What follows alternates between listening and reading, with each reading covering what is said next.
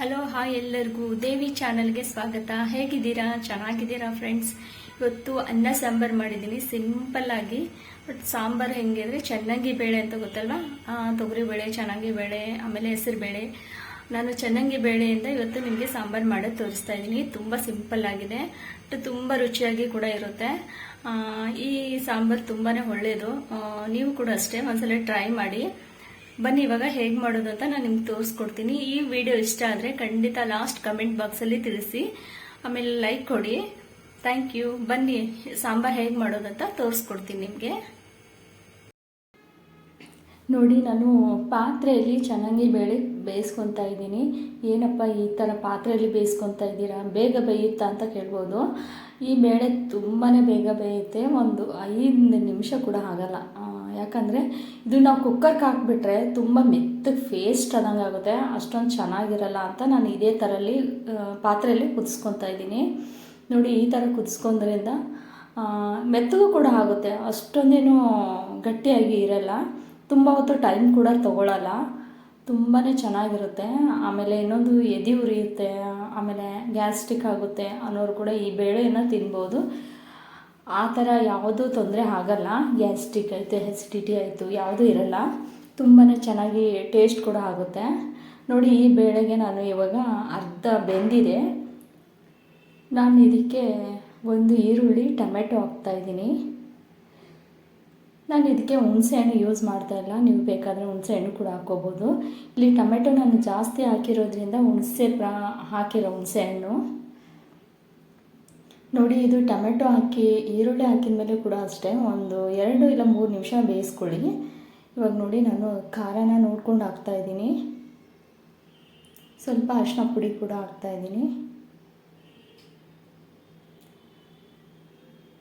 ಆಮೇಲೆ ಜೀರಿಗೆ ಹಾಕ್ತಾಯಿದ್ದೀನಿ. ಈ ಬೇಳೆ ತುಂಬ ತಂಪು ಕೂಡ.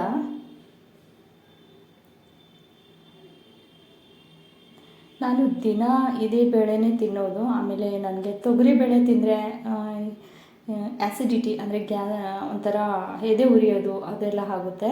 ಆಮೇಲೆ ಕಡಲೆಬೇಳೆ ತಿಂದರೂ ಕೂಡ ಅಷ್ಟೇ ಅಲ್ವಾ, ಗ್ಯಾಸ್ಟ್ರಿಕ್ ಆಗುತ್ತೆ. ಈ ಬೇಳೆಯಿಂದ ನನಗೇನು ತೊಂದರೆ ಆಗಿಲ್ಲ, ತುಂಬಾ ಆರೋಗ್ಯಕ್ಕೆ ಒಳ್ಳೆಯದು ಅಂತ ನಾನು ಅಂದ್ಕೊತೀನಿ. ಬಟ್ ಆ ಬೇಳೆ ಎಲ್ಲ ತಿನ್ನಬಾರ್ದು ಅಂತಲ್ಲ, ಕೆಲವೊಬ್ಬರಿಗೆ ಆ ಥರ ಇರೋರು ಈ ಬೇಳೆಯಿಂದ ಕೂಡ ಮಾಡಿಕೊಂಡು ನೀವು ದಿನ ಬೇಳೆ ಸಾಂಬಾರು ತಿನ್ಬೋದು, ಏನೂ ತೊಂದರೆ ಆಗಲ್ಲ. ಇವಾಗ ನೋಡಿ, ನಾನು ಇದನ್ನು ಸಣ್ಣ ಮಾಡ್ಕೊಂಡಿದ್ದೀನಿ ಬೇಳೆನ. ತುಂಬ ಏನು ಸಣ್ಣ ಮಾಡ್ಕೊಬೇಡಿ, ಯಾಕೆ ಅಂದರೆ ಅದು ಬೇಳೆ ಕೂಡ ಮೆತ್ತಗಾಗಿಬಿಟ್ಟಿರುತ್ತಲ್ವ, ಅಷ್ಟೊಂದು ಸಣ್ಣ ಮಾಡ್ಕೋದೇನೂ ಅಗತ್ಯ ಇರಲ್ಲ. ಇವಾಗ ಬನ್ನಿ ನಾನು ಒಗ್ಗರಣೆ ಹಾಕ್ತಾಯಿದ್ದೀನಿ. ನೋಡಿ,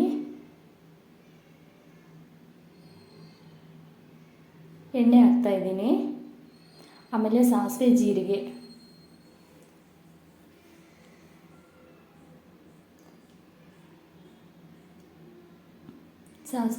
ಹಾಕ್ತಾಯಿದ್ದೀನಿ. ಬೆಳ್ಳುಳ್ಳಿನ ನಾನು ಸಿಪ್ಪೆ ತೆಗೆದು ಈ ಥರ ಸಣ್ಣದಾಗಿ ಕಟ್ ಮಾಡಿ ಹಾಕ್ತಾಯಿದ್ದೀನಿ. ಏನು ಗೊತ್ತಾ, ಇದು ಬೇಯಿಸಿಗೂ ಕೂಡ ಬೆಳ್ಳುಳ್ಳಿ ಹಾಕ್ಬೋದು.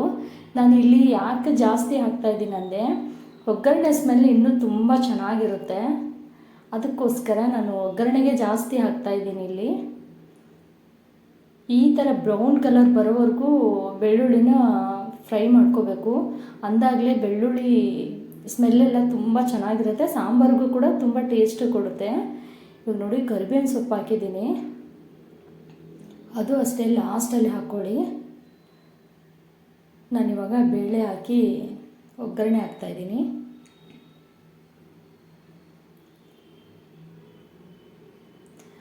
ಬಿಸಿ ಬಿಸಿ ಅನ್ನಕ್ಕೆ ತುಂಬಾ ಚೆನ್ನಾಗಿರುತ್ತೆ.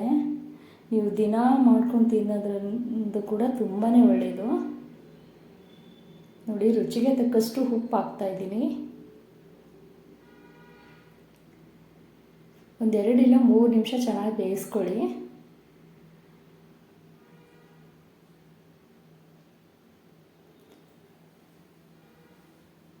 ಜಾಸ್ತಿ ತರಕಾರಿನೂ ಯೂಸ್ ಮಾಡಿಲ್ಲ, ಮಸಾಲೆ ಕೂಡ ಯೂಸ್ ಮಾಡಿಲ್ಲ, ತುಂಬಾ ಸಿಂಪಲ್ಲಾಗಿ ತುಂಬಾ ರುಚಿಯಾಗಿರುವ ಚನ್ನಂಗಿ ಬೇಳೆ ಸಾಂಬಾರು ರೆಡಿಯಾಗಿದೆ.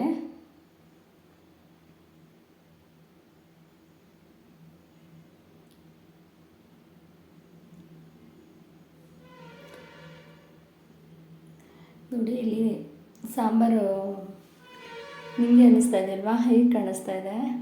ಟೇಸ್ಟ್ ಕೂಡ ಹಾಗೇ ಇರುತ್ತೆ, ತುಂಬಾ ಚೆನ್ನಾಗಿರುತ್ತೆ. ಆ ಬೆಳ್ಳುಳ್ಳಿ ಏನು ನಾವು ಹಾಕಿರ್ತೀವಲ್ವ, ಅದು ಸಾಂಬಾರಿಗೆ ತುಂಬಾ ಚೆನ್ನಾಗಿ, ಬೇಳೆ ಸಾಂಬಾರು ಅಂದರೆ ಮನೆಯೆಲ್ಲ ಘಮ್ ಅನ್ನುತ್ತೆ, ಆ ಥರ ಸ್ಮೆಲ್ ಇರುತ್ತೆ. ನಾವು ಒಗ್ಗರಣೆ ಕೊಟ್ಟರೆ ಬೆಳ್ಳುಳ್ಳಿ ಆ ಥರ ಫ್ರೈ ಮಾಡ್ಕೋಬೇಕು, ಅಂದರೆ ಬ್ರೌನ್ ಕಲರ್ ಇರಬೇಕು ಚೆನ್ನಾಗಿ ಬೇಳೆ ಸಾಂಬಾರು.